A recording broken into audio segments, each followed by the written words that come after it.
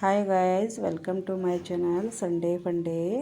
ನಾನು ನೋಡಿ ಇವತ್ತು ನಿಮಗೆ ಧಾರವಾಡ ಪೇಡ ಹೇಗೆ ಮಾಡೋದು ಅಂತ ತೋರಿಸ್ತೀನಿ ನೋಡಿ. ಬರೀ ಅರ್ಧ ಗಂಟೆಯಲ್ಲಿ ಧಾರವಾಡ ಪೇಡ ಹೇಗೆ ಮಾಡೋದು ಅಂತ ನೋಡಿ.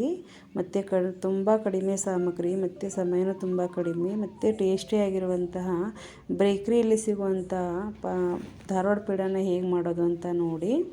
ನಾನು ನೋಡಿ ಒಂದು 3 ಕಪ್ ಆಗೋಷ್ಟು ಸಕ್ಕರೆ ತೊಗೊಂಡಿದ್ದೀನಿ, 3 ಬಟ್ಲು. ಮತ್ತು ಅದರ ಅಳತೆಯಿಂದನೇ 1 ಬಟ್ಲು ನೀರು ಹಾಕ್ಕೊಂಡಿದ್ದೀನಿ ನೋಡಿ. ಹಾಕ್ಕೊಂಡು ಇದನ್ನು ಒಂದು ದಪ್ಪ ತಳ ಇರೋ ಪಾತ್ರೆಯಲ್ಲಿ ಹಾಕಿಡಬೇಕು. ಇಟ್ಟು ಸಕ್ಕರೆ ಕರಗೋವರೆಗೆ ಹಾಗೇನೆ ಮೆಲ್ಲಗೆ ಲೋ ಫ್ಲೇಮಲ್ಲಿ ಇಟ್ಕೋಬೇಕು. ಧಾರವಾಡ ಪೇಡ ಮಾಡೋಕ್ಕೆ ಬೂರಾ ಸಕ್ಕರೆ ತುಂಬ ಇಂಪಾರ್ಟೆಂಟು. ಹಾಗಾಗಿ ನಾನು ಅದನ್ನು ರೆಡಿ ಮಾಡ್ಕೊತಾ ಇದ್ದೀನಿ ನೋಡಿ. 3 ಕಪ್ಪು ಸಕ್ಕರೆ ಹಾಕಿದ್ದೀನಿ ಮತ್ತು 1 ಕಪ್ಪು ನೀರು ಹಾಕಿದ್ದೀನಿ ನೋಡಿ. ಹಾಕ್ಕೊಂಡು ಇವಾಗ ಲೋ ಫ್ಲೇಮಲ್ಲಿ ಆರಾಮಾಗಿ ಕೈ ಆಡಿಸ್ತಾ ಇರಬೇಕು. ಅಂದರೆ ಪೂರ್ತಿ ಸಕ್ಕರೆ ಕರಗೋವರೆಗೆ ಲೋ ಫ್ಲೇಮಲ್ಲೇ ಇಟ್ಕೊಂಡಿರಬೇಕು. ಸಕ್ಕರೆ ಕರಗೋವರೆಗೆ ಲೋ ಫ್ಲೇಮಲ್ಲಿ ಇಡಬೇಕು, ಆಮೇಲೆ ಹೈ ಫ್ಲೇಮ್ ಮಾಡಬೇಕು. ಮತ್ತು ನೀರು ಕಡಿಮೆ ಇರುತ್ತಲ್ಲ, ಹಾಗಾಗಿ ಬೇಗ ಪಾಕ ರೆಡಿಯಾಗಿ ಸಕ್ಕರೆಯಾಗಿ ಬೂರಾ ಸಕ್ಕರೆ ರೆಡಿಯಾಗುತ್ತೆ ನೋಡಿ. ಸಕ್ಕರೆ ಎಲ್ಲ ಕರಗಿ ನೊರೆ ಬಂದ ಮೇಲೆ ನೊರೆ ಬಂದು ಇಲ್ಲ ಸುತ್ತ ಕಡೆ ಅಂಟ್ತಾ ಹೋಗ್ತಂದರೆ ಅವಾಗ ಏನು ಮಾಡಬೇಕು ಅಂದರೆ ಅದು ಗ್ಯಾಸನ್ನು ಆಫ್ ಮಾಡಿಬಿಡಬೇಕು. ಇವಾಗಿನ್ನೂ ನೊರೆ ಬಂದಿಲ್ವಲ್ಲ, ಹಾಗಾಗಿ ನಂದು ಗ್ಯಾಸ್ ಇಟ್ಟಿದ್ದೀನಿ, ಲೋ ಫ್ಲೇಮಲ್ಲೇ ಇದೆ. ಪೂರ್ತಿ ಎಲ್ಲ ಸಕ್ಕರೆ ಕರಗಿದ ಮೇಲೆ ಮತ್ತು ನೀರೆಲ್ಲ ಎಳ್ಕೊಂಡ ಮೇಲೆ ಪಾಕ ಗಟ್ಟಿ ಆಗ್ತಾ ಹೋಯ್ತಂದರೆ ನಾನು ಲೋ ಫ್ಲೇಮಲ್ಲಿರೋದು ಹೈ ಫ್ಲೇಮಲ್ಲಿ ಮಾಡ್ತೀನಿ ನೋಡಿ. ಇವಾಗ ನೊರೆ ಬರೋಕ್ಕೆ ಶುರು ಮಾಡಿದೆ ನೋಡಿ. ಈ ಥರ ನೊರೆ ಬರೋಕ್ಕೆ ಶುರು ಮಾಡಿದರೆ ಹೈ ಫ್ಲೇಮಲ್ಲಿ ಇಡಬೇಕು. ಹೈ ಫ್ಲೇಮಲ್ಲಿ ಇಟ್ಟು ಮಾಡ್ಕೋಬೇಕು ನೋಡಿ. ಈ ಥರ ನೊರೆ ಬರ್ತಾಯಿದೆ ಮತ್ತು ನೀರಿನ ಅಂಶನೂ ಕಡಿಮೆ ಆಗ್ತದೆ, ಪಾಕ ಗಟ್ಟಿ ಆಗ್ತಾ ಬರ್ತಾಯಿದೆ ನೋಡಿ. ಈಗ ನೋಡಿ ಇದನ್ನು ಪೂರ್ತಿ ಇವಾಗ ನೀರೆಲ್ಲ ಮುಗಿಸ್ಕೋದು ಸುಟ್ಟು ಹೋದ್ಮೇಲೆ ಅವಾಗ ನಾವೇನು ಮಾಡಬೇಕು ಅಂದರೆ ಗ್ಯಾಸ್ ಆಫ್ ಮಾಡಿಬಿಡಬೇಕು. ಆಫ್ ಮಾಡಿಬಿಟ್ಟು ಸುಮ್ಮನೆ ಕೈ ಆಡಿಸ್ತಾ ಇರಬೇಕು. ಅಂದರೆ ಪೂರ್ತಿ ಎಲ್ಲ ಸಕ್ಕರೆ ಆಗಿಬಿಡುತ್ತೆ, ಅದು ಪಾಕ ಎಲ್ಲ ಹೋಗಿ ಸಕ್ಕರೆ ಆಗಿಬಿಡುತ್ತೆ ನೋಡಿ. ಇವಾಗ ನೋಡಿ ಈಗ ಅದು ಯಾವ ಥರ ಮಾಡ್ತಾಯಿದೆ ನೋಡಿ. ಚೆನ್ನಾಗಿ ಬರ್ತಾಯಿದೆ ನೋಡಿ, ಕುದೀತಾ ಇದೆ ನೋಡಿ. ಎಲ್ಲ ನೊರೆ ಬಂದ ಮೇಲೆ ಇವಾಗ ಪಾಕ ರೆಡಿ ಆಗ್ತಾ ಬಂದಿದೆ. ಇವಾಗೆಲ್ಲ ನೊರೆ ಬಂದಮೇಲೆ ಎಲ್ಲ ಪೂರ್ತಿ ಇದಾದಮೇಲೆ ನೋಡಿ ಈ ಥರ ಚೆನ್ನಾಗಿ ಎಲ್ಲ ಕಲಿಸ್ಕೋಬೇಕು. ಕಲಿಸ್ತಾ ಕೈ ಆಡಿಸ್ತಾನೆ ಇರಬೇಕಂದ್ರೆ ಲೋ ಫ್ಲೇಮಿಂದ ಹೈ ಫ್ಲೇಮ್ ಇರುತ್ತಲ್ವ, ಕೈ ಆಡಿಸ್ತಾ ಇರಬೇಕು. ಸಕ್ಕರೆ ಎಲ್ಲ ಕರಗ್ತಾ ಹೋದ್ಮೇಲೆ ನೋಡಿ ಈ ಥರ ಆಗುತ್ತೆ. ಇವಾಗ ನೋಡಿ ಸಕ್ಕರೆ ಎಲ್ಲ ಕರಗಿದೆ. ಇವಾಗ ಚೆನ್ನಾಗಿ ಗಟ್ಟಿ ಆಗ್ತಾ ಬರ್ತಾಯಿದೆ. ಇವಾಗ ಬೂರಾ ಸಕ್ಕರೆ ರೆಡಿ ಆಗ್ತಾಯಿದೆ. ಇವಾಗ ಗ್ಯಾಸ್ ಆಫ್ ಮಾಡಿಬಿಡಬೇಕು. ಆಫ್ ಮಾಡಿದ್ದೀನಿ ನಾನು. ಮಾಡ್ಕೊಂಡು ಇವಾಗ ಇದನ್ನು ಕೈ ಆಡಿಸ್ತಾ ಇರ್ತೀನಿ. ಹೀಗೆ ಕೈ ಆಡಿಸ್ತಾ ಹೋದರೆ ಬೂರಾ ಸಕ್ಕರೆ ಗಟ್ಟಿ ಆಗ್ತಾ ಬರುತ್ತೆ ನೋಡಿ. ಈ ಥರ ಇವಾಗ ನೋಡಿ ರೆಡಿಯಾಗಿದೆ. ಇದು ರೆಡಿ ಆಗ್ತಾ ಇದೆ ನೋಡಿ. ಇದು ಧಾರವಾಡ ಪೇಡ ಮಾಡಲೇಬೇಕಾದ್ರೆ ಬೂರಾ ಸಕ್ಕರೆ ಬೇಕೇ ಬೇಕು. ಇದು ಇದ್ರೇ ಟೇಸ್ಟ್ ಬರುತ್ತೆ ಚೆನ್ನಾಗಿ. ಇದರಿಂದ ಧಾರವಾಡ ಪೇಡ ಪರ್ಫೆಕ್ಟಾಗಿ ಬರುತ್ತೆ. ಇವಾಗ ಕೈ ಆಡಿಸ್ತಾ ಸಕ್ಕರೆ ಎಲ್ಲ ಗಟ್ಟಿಯಾಗುತ್ತೆ ನೋಡಿ. ಗಟ್ಟಿಯಾಗಿ ಇದನ್ನು ತಣ್ಣಗೆ ಮಾಡೋಕ್ಕಿಡಬೇಕು. ಸಕ್ಕರೆ ಎಲ್ಲ ಆದಮೇಲೆ ಮತ್ತೆ ತಣ್ಣಗೆ ಮಾಡೋಕ್ಕಿಡಬೇಕು. ತಣ್ಣಗೆ ಮಾಡೋಕ್ಕಿಟ್ಟ ಮೇಲೆ ಇದನ್ನು ಆಮೇಲೆ ಮತ್ತೆ ಜರಡಿಯಲ್ಲಿ ಸೋಸ್ಕೋಬೇಕು. ಜರಡಿಯಲ್ಲೆಲ್ಲ ಮಾಡ್ಕೊಂಡು ಈ ಥರ ಹಾಕ್ಕೋಬೇಕು ನೋಡಿ. ಇವಾಗ ಸಕ್ಕರೆ ಎಲ್ಲ ರೆಡಿ ಆಗ್ತಾಯಿದೆ. ಇವಾಗ ಚೆನ್ನಾಗಿ ಕೈ ಆಡಿಸ್ತಾ ಇರಬೇಕು ನೋಡಿ.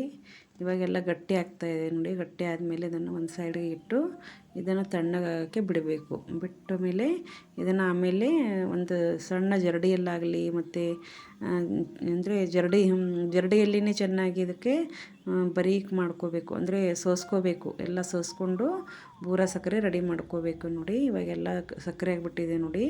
ಇದು ಸಕ್ಕರೆನೇ ತುಂಬ ಇಂಪಾರ್ಟೆಂಟು, ಟೇಸ್ಟು ತುಂಬ ಇಂಪಾರ್ಟೆಂಟ್ ಇದ್ರದ್ದು. ಹಾಗಾಗಿ ಸಕ್ಕರೆ ಎಲ್ಲ ರೆಡಿ ಮಾಡ್ಕೊಂಡಿದ್ದೀನಿ ನೋಡಿ. ಇವಾಗ ನೋಡ್ಕೊಂಡು ಇದನ್ನು ಸ್ವಲ್ಪ ತಣ್ಣಗಾಗಿಬಿಡ್ಬೇಕು. ಬಿಟ್ಟ ಮೇಲೆ ಇದನ್ನು ಒಂದು ಜರಡಿಯಲ್ಲಿ ಹಾಕ್ಕೊಂಡು ಎಲ್ಲ ಸೋಸ್ಕೊಂಡು ಇಟ್ಕೋಬೇಕು ನೋಡಿ. ತುಂಬ ಚೆನ್ನಾಗಾಗಿದೆ. ಬೂರಾ ಸಕ್ಕರೆ ರೆಡಿಯಾಗಿದೆ. ಇದನ್ನು ಒಂದು ಕಡೆಗೆ ಇಟ್ಟಿದ್ದೀನಿ, ತಂಪಾಗೋಕ್ಕೆ ಬಿಟ್ಬಿಡಬೇಕು. ಬಿಟ್ಟ ಮೇಲೆ ಇನ್ನೊಂದು ಬಾಣಲೆ ತೊಗೋಬೇಕು. ಬಾಣಲೆಯಲ್ಲಿ 1 ಚಮಚ ತುಪ್ಪ ಹಾಕಬೇಕು. ತುಪ್ಪ ಹಾಕ್ಕೊಂಡು ತುಪ್ಪ ಬಿಸಿ ಆದಮೇಲೆ ಅದರಲ್ಲಿ ಮತ್ತು ನಂದಿನಿ ಮಿಲ್ಕ್ ಪೌಡ್ರ್ ಆಗಲಿ, ಇಲ್ಲಾಂದರೆ ನಿಮ್ಮ ಕಡೆ ಯಾವುದೇ ಅಂಗಡಿಯಿಂದ ತಂದಿರ್ತೀವಲ್ಲ ಅದನ್ನು ಒಂದು ಬಟ್ಲು, ಯಾವ ಅಳತೆಯಿಂದ ನಾವು ಸಕ್ಕರೆ ತೊಗೊಂಡಿರ್ತೀವಲ್ಲ ಆ ಅಳತೆಯಿಂದ ಒಂದು ಬಟ್ಟಲು ಇದು ನಂದಿನಿ ಮಿಲ್ಕ್ ಪೌಡ್ರ್ ಇತ್ತು ನನ್ನ ಕಡೆ, ಅದನ್ನೇ ಹಾಕಿದ್ದೀನಿ ನೋಡಿ.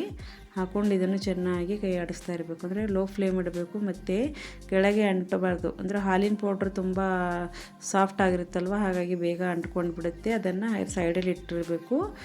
ಇದು ಬೂರಾ ಸಕ್ಕರೆ ತಣ್ಣಗಾಗಿಬಿಟ್ಟಿದೆ ನೋಡಿ. ಹಾಗಾಗಿ ಇದನ್ನು ಇವಾಗ ಜರಡಿ ಹಿಡ್ಕೊತಾ ಇದೆ ನೋಡಿ. ಜರಡಿ ಹಿಡ್ಕೊಂಡು ಈ ಥರ ರೆಡಿ ಮಾಡ್ಕೊಂಡಿದ್ದೀನಿ ನೋಡಿ. ಸಾಫ್ಟ್ ಆಗಿಬಿಟ್ಟಿದೆ. ಇವಾಗ ಜರಡಿ ಹಿಡ್ಕೊಂಡಿದ್ದು ಜಾಸ್ತಿ ಹಾಕಿದೆಲ್ಲ ಒಂದು ಕಡೆ ಇಡ್ತಾ ಇದ್ದೀನಿ. ಯಾವಾಗಾದರೂ ಟೀ ಕಾಫಿಗೆ ಹಾಕಿದರೂ ನಡೆಯುತ್ತೆ, ಏನಾಗಲ್ಲ. ಈ ಕಡೆ ಇದು ಅಂಟ್ಕೋತಲ್ವ, ಕೆಳಗೆ ಅಂಟ್ಕೊಂಡು ಸೀದ್ಬಿಡುತ್ತೆ, ತುಂಬ ಸಾಫ್ಟ್ ಆಗಿರುತ್ತಲ್ವ. ಹಾಗಾಗಿ ಇದಕ್ಕೆ ಕೈ ಆಡಿಸ್ತಾನೆ ಇರಬೇಕು ಮತ್ತು ಲೋ ಫ್ಲೇಮಲ್ಲಿ ಇಟ್ಕೊಂಡು ಇದನ್ನು ಚೆನ್ನಾಗಿ ಹುರ್ಕೋಬೇಕು. ಇದು ತಳಕ್ಕೆ ಅಂಟ್ಕೋಬಾರ್ದು, ಹಾಗಾಗಿ ಲೋ ಫ್ಲೇಮಲ್ಲಿ ಚೆನ್ನಾಗಿ ಹುರ್ಕೋತಾ ಇರಬೇಕು. ಹಾಗೆ ಹುರಿತಾ ಇದೇನಾಗುತ್ತೆ, ಕಲರ್ ಚೇಂಜ್ ಆಗ್ತಾ ಹೋಗುತ್ತೆ ನೋಡಿ. ಲೋ ಫ್ಲೇಮಲ್ಲಿ ಚೆನ್ನಾಗಿ ಹುರ್ಕೋತಾ ಇರಬೇಕು ಈ ಥರ. ಇವಾಗ ನೋಡಿ ಎಷ್ಟು ಲೋ ಫ್ಲೇಮಲ್ಲಿ ಹುರ್ಕೋತೀವಲ್ಲ ಅದು ಆ ಥರ ಕಲರ್ ಬರುತ್ತೆ. ಕಲರ್ ಬಂದ ತಕ್ಷಣ ಅದನ್ನು ಹಾಲು ಹಾಕ್ಕೊಂಡು ಒಂದು ಅರ್ಧ ಕಪ್ಪಷ್ಟು ಹಾಲು ಹಾಕ್ಕೋಬೇಕು.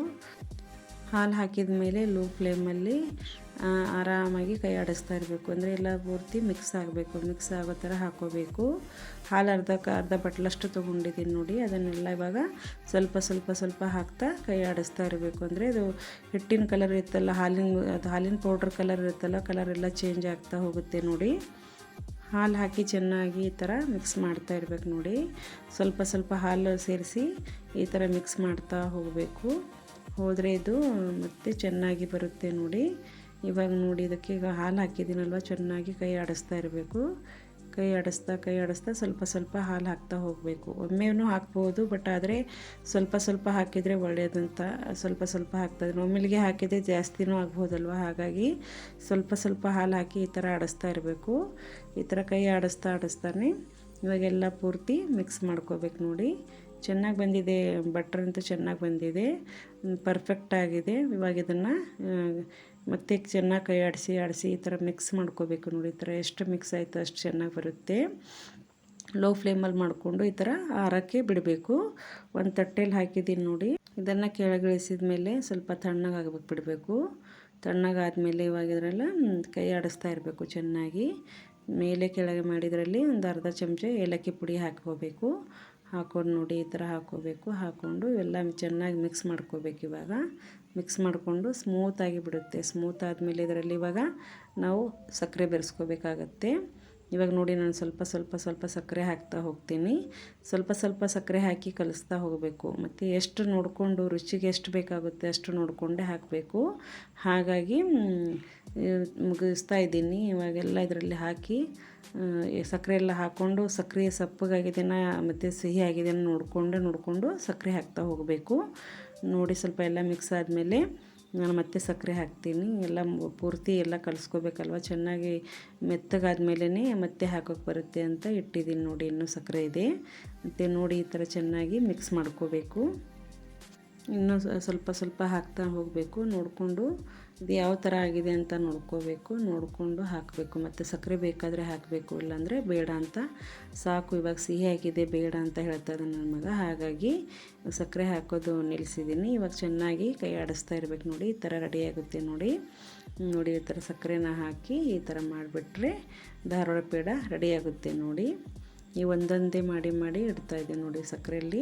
ಸಕ್ಕರೆ ಕೋಟಿಂಗ್ ಕೊಟ್ಟು, ಅಂದರೆ ಬೂರ ಸಕ್ಕರೆ ಇರುತ್ತಲ್ಲ, ಬೂರ ಸಕ್ಕರೆ ತೊಗೊಂಡು ಅದರದ್ದೇ ಸಕ್ಕರೆದೇ ಕೋಟಿಂಗ್ ಕೊಡಬೇಕು. ಮತ್ತು ಕೊಟ್ಟು ಈ ಥರ ಧಾರವಾಡ ಪೇಡ ರೆಡಿ ಮಾಡಬೇಕು ನೋಡಿ. ನಿಮಗೆ ರೌಂಡ್ ಶೇಪ್ ಬೇಕಾದರೆ ರೌಂಡ್ ಮಾಡ್ಕೋಬಹುದು, ಇಲ್ಲಾಂದರೆ ಈ ಥರ ಉದ್ದ ಮಾಡ್ಕೋಬಹುದು. ನಿಮ್ಗೆ ಯಾವ ಥರ ಶೇಪ್ ಇಷ್ಟ ಆಗುತ್ತೆ ಆ ಥರ ಮಾಡ್ಕೋಬೋದು. ನನಗೆ ಈ ಥರನೇ ಇಷ್ಟ ಆಗುತ್ತೆ, ಹಾಗಾಗಿ ಉದ್ದ ಮಾಡಿದ್ದೀನಿ ನೋಡಿ.